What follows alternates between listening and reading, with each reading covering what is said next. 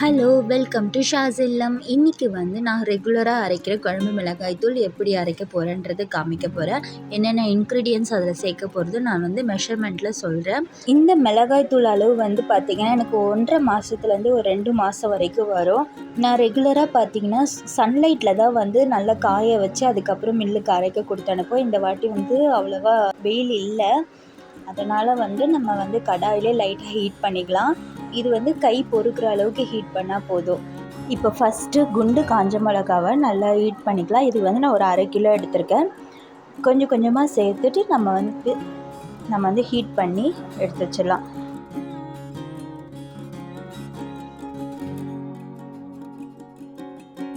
இப்போது பேலன்ஸ் இருக்கிற காஞ்ச மிளகாவை சேர்த்துட்டு நல்லா ஹீட் பண்ணி எடுத்துடலாம். இப்போது இதில் தனியாவும் சேர்த்துக்கிறேன். தனியா 500 கிராம், அதாவது 1/2 கிலோ எடுத்திருக்கேன். அதுவும் நான் கை பொறுக்கிற அளவுக்கு ஹீட் பண்ணால் போதும்.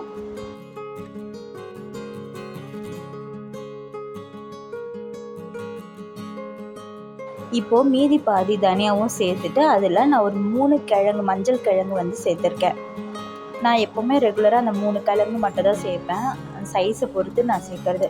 நெக்ஸ்ட்டு அதையும் எடுத்து வச்சுக்குவேன். இப்போ நான் ஒரு 50 கிராம் அளவுக்கு மிளகு சேர்த்துருக்கேன். மிளகு சேர்த்துட்டு அதுவும் லைட்டாக ஹீட் ஆகிற வரைக்கும் வறுத்துக்கலாம். நெக்ஸ்ட்டு பார்த்திங்கன்னா ஒரு 50 கிராம் அளவுக்கு ஜீரகம் சேர்த்துருக்கேன். அதுவும் லைட்டாக வறுத்துக்கலாம்.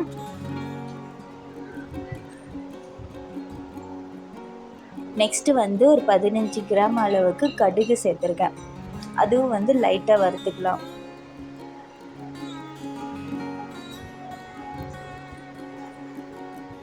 நெக்ஸ்ட்டு பார்த்திங்கன்னா 15 கிராம் அளவுக்கு வெந்தயம் சேர்த்துருக்கேன். அது லைட்டாக கலர் சேஞ்ச் ஆகிற வரைக்கும் வறுத்துட்டு எடுத்துடலாம்.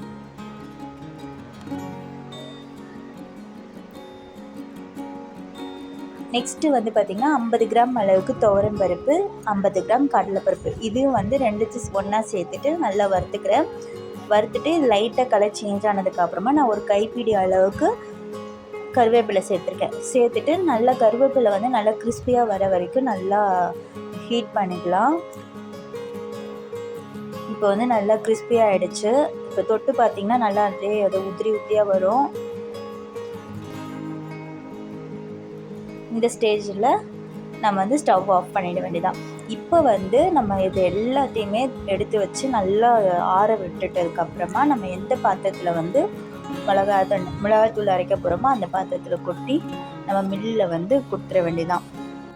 இந்த குழம்பு மிளகாய்த்தூள் பார்த்திங்கன்னா வெஜிடேரியனாக இருந்தாலும் சரி, நான் வெஜிடேரியனாக இருந்தாலும் சரி, எல்லா குழம்புக்குமே நல்ல ஒரு ருசியை கொடுக்கும். ஒரு குழம்புக்கான ருசி பார்த்திங்கன்னா அந்த சேர்க்குற நம்ம மசாலா தான். இந்த மசாலாவில் சேர்க்குற ஒவ்வொரு இன்க்ரீடியன்ஸோட ரேஷியோ கரெக்டாக இருந்தால் தான் அந்த குழம்புக்கு நல்ல டேஸ்ட் கொடுக்கும். இப்போ நம்ம மிளகாத்தூள் அரைச்சி எடுத்துகிட்டு வந்தாச்சு. முன்னாடிலாம் மிளகாத்தூள் அரைச்சா கடையிலே நல்லா கொஞ்ச நேரம் பேப்பரில் அதை கொட்டி நல்லா விரித்து கொஞ்ச நேரம் கழித்து தான் கொடுத்து அனுப்புவாங்க. இப்போ ரொம்ப பேர் கூட்டம் இருந்ததுனால அந்த மாதிரி செய்ய முடியலை. அதனால் நான் எப்போவுமே ரெகுலராக என்ன பண்ணேன்னா, அரைச்சிட்டு எடுத்துகிட்டு வந்ததுக்கப்புறமா நம்மளால் வீட்டில் கொட்டி காய வைக்க முடியாது. ஏன்னா குழந்தைங்க இருக்கிறதுனால ரொம்ப டேஞ்சரு. அதனால் நான் ரெகுலராக பண்ணுறது, அந்த பாத்திரத்துலேயே பார்த்திங்கன்னா நான் ஒரு கரண்டியை வச்சு நல்லா அடியிலேருந்து அப்பப்போ கிளறி விடுவேன். ஒவ்வொரு 15 நிமிஷத்துக்கு நான் இந்த மாதிரி கிளறி விட்டுட்டே இருப்பேன். ஒரு 3 மணி நேரம் கழித்து பார்த்தோன்னா நல்லா கூல்டவுன் ஆகிட்ருக்கோம். அதுக்கப்புறமா நம்ம ரீஃபில் பண்ணிவிட்டு நம்ம எடுத்து வச்சிடலாம். அவ்வளோதான், குழம்பு மிளகாய்த்தூள் ரெடி ஆகிடுச்சு. இந்த வீடியோ உங்களுக்கு பிடிச்சதுன்னா லைக் பண்ணுங்கள், மறக்காமல் சப்ஸ்கிரைப் பண்ணிவிடுங்க. நிறைய வீடியோஸ் காத்துட்ருக்கு. தேங்க்ஸ் ஃபார் வாட்சிங். பாய்.